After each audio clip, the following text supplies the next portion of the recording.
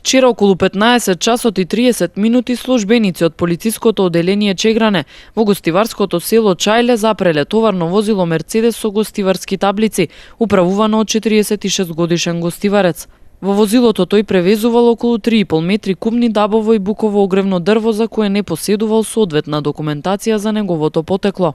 Возилото и дрвата се одземени и предадени на шумската полиција, а гостиварецот ќе се соочи со соодветен поднесок. Вчера вечер околу 20 часот и 30 минути на локалниот пат во село Требош патничко возило Голф налетало и удрило во 43 годишен пешак од ова село и веднаш го напуштило местото. Повредениот пешак пренесен во Тетовската болница, а по укажаната лекарска помош пуштен на домашно лекување. За кратко време пронајден е возачот на Голфот. Станува збор за 18 годишен тетовец кој го управувал возилото без дозвола. Извршен е увид и се расветлуваат сите поединости поврзани со оваа сообраќајна несреќа.